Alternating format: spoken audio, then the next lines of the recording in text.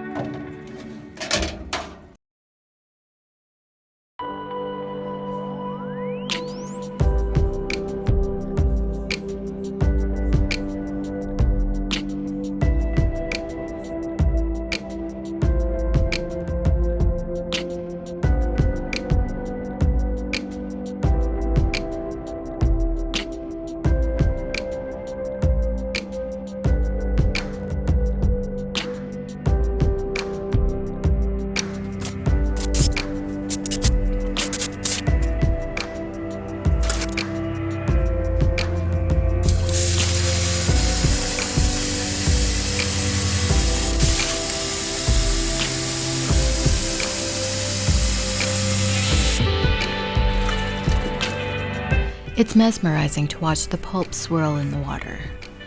This is the second time I've done this experiment, but this time I placed the storage container inside my utility sink. The flow was much smoother with fewer mistakes and less mess. Before you ask, no, I was not strong enough to lift the storage container to dump it out. Besides, the water has to be strained. I don't want this going down the drain. I placed the mold over an empty bucket and used a pitcher to empty the water from the container.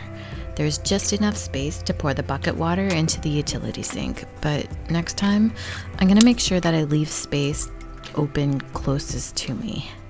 I spilled quite a bit on the floor because it was tough to reach.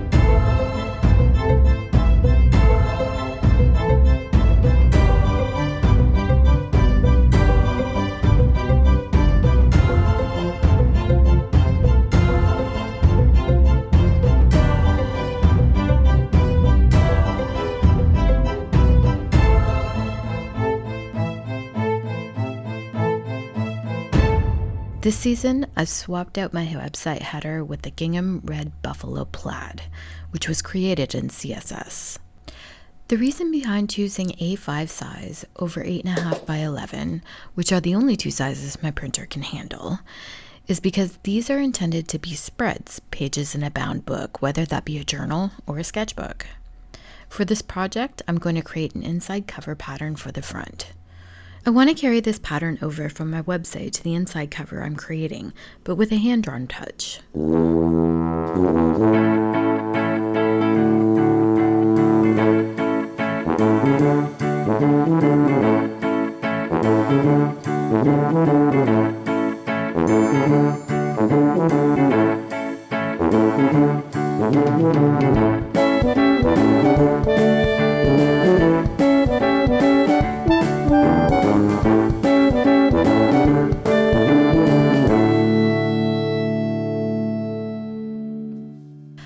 don't have high hopes for this paper working in my printer. It doesn't feel strong enough, and to be honest, I'm not sure how this will fare for page binding. So I'm also putting Plan B into effect, using a sheet of 22 by 30 inch cotton paper. I began to cut out A5 size pages to test running through my printer. And I'm not even sure that I want to use my printer on this paper, but I certainly don't want to waste as much in offcuts. So I used another sheet of cotton paper and cut it equally to create 8 spreads in total.